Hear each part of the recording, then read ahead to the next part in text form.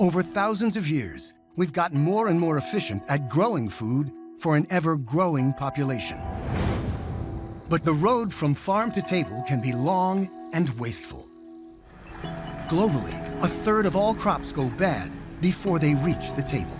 And with food production accounting for about 30% of global greenhouse gas emissions, reducing food waste could be one solution to our climate problem. At least, that's the idea behind a Norwegian rot-sniffing robot. The Bama Food Warehouse in Oslo, Norway.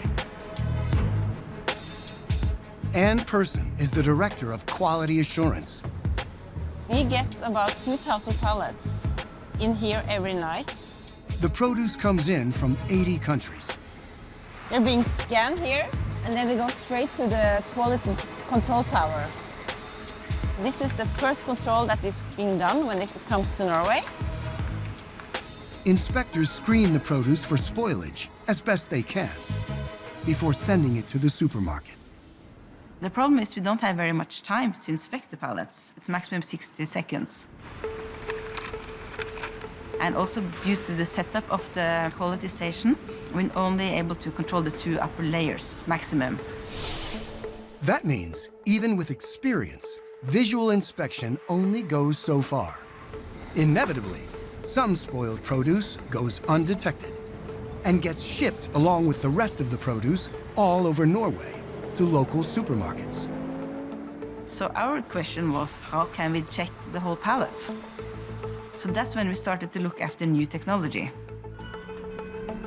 The goal is increased freshness and reduced food waste.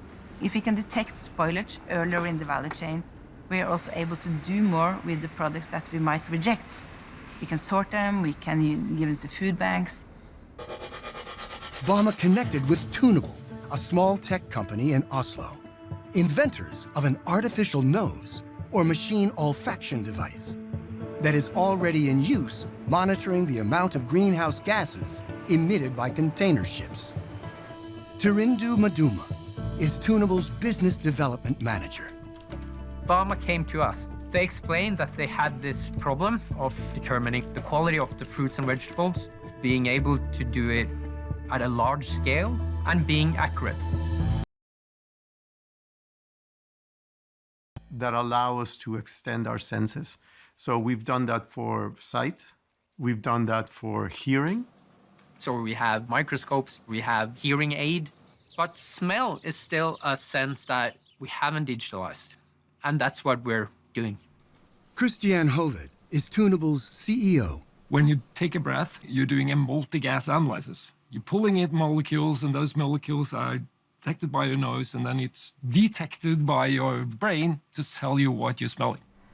The challenge for Tunable was to take their existing analyzer for emission analysis and increase its sensitivity without making the device too big and cumbersome to be useful on a warehouse floor. So why use smell? Our noses are sensitive detectors, able to identify a wide variety of chemicals in the air, even at low concentrations.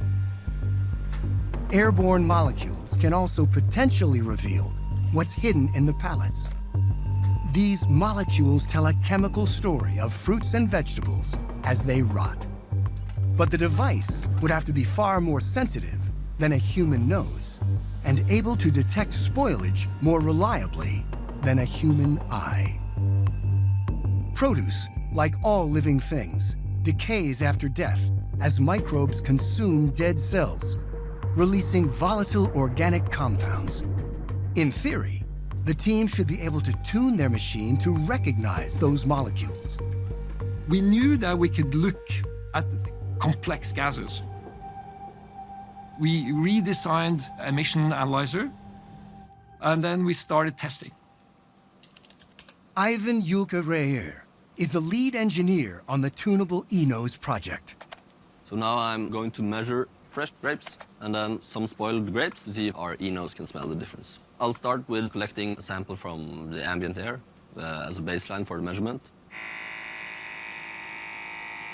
And the noise you can hear now is actually the compressor pump pulling air into the analyzer. So now I'm going to take a sample from the fresh grapes to see if there is anything present there.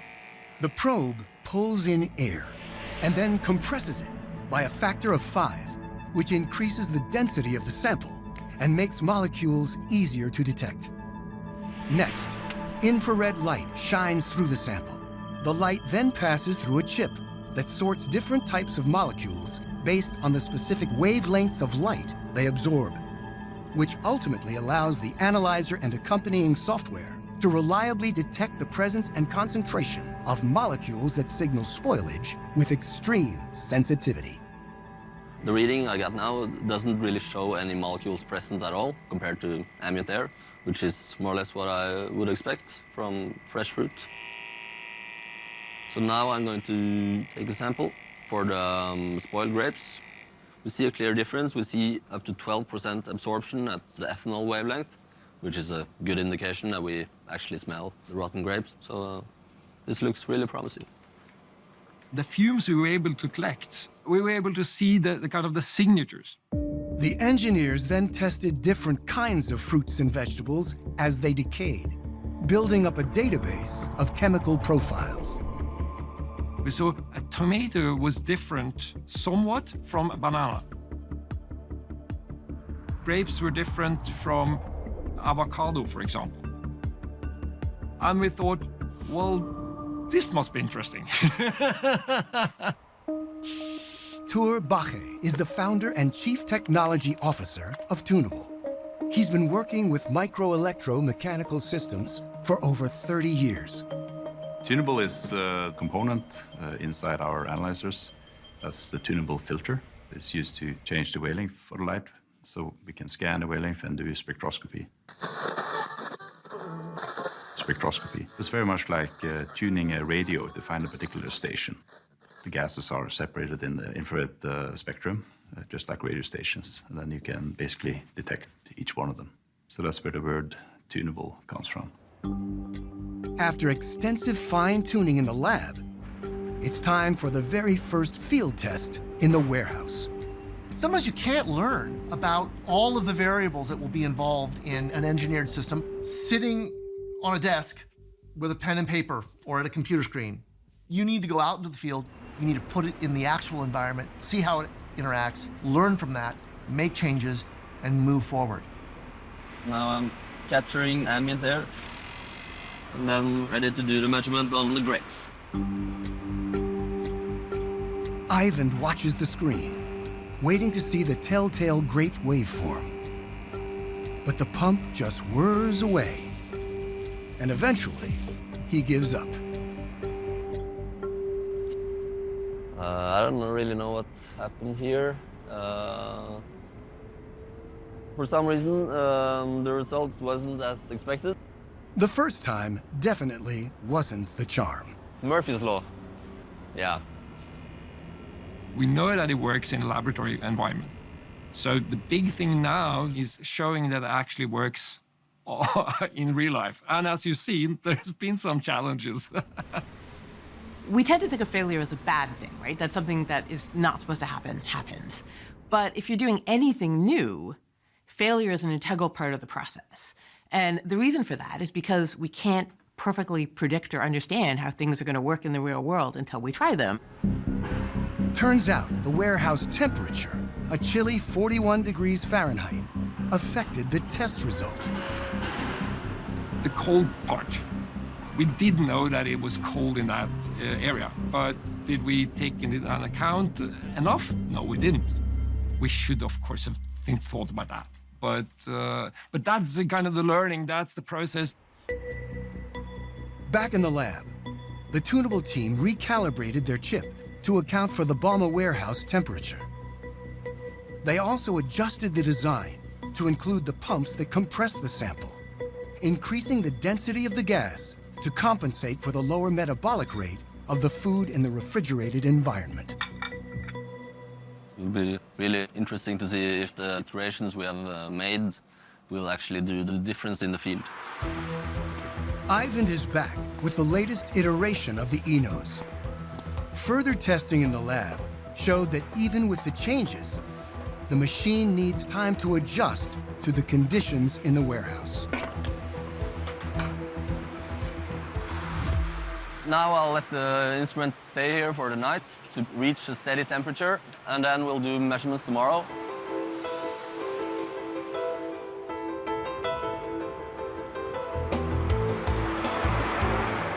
So after a long cold night, the system should be ready to go.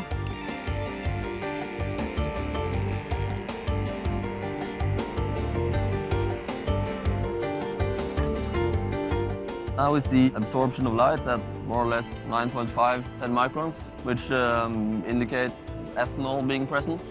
This really shows that our new chip is working in this real environment. Ivan uses the e-nose to sample the air from various locations on the entire pallet stack. Actually, we see a spike at the ethanol absorption wavelength, so that might be something. They've taken an important step, a successful real-world test of the newest version of the tunable e-nose. I'm not the most excited guy, but this is exciting. I expected it, although you never know. It's a big win. I get very excited when technology works. Still, there is work ahead to make the technology viable and, most importantly, scalable. We hope that we can make them more efficient. Food waste is an enormous global problem. 8% of all greenhouse gases comes from food waste. So if we can be a part of the solution, it's huge.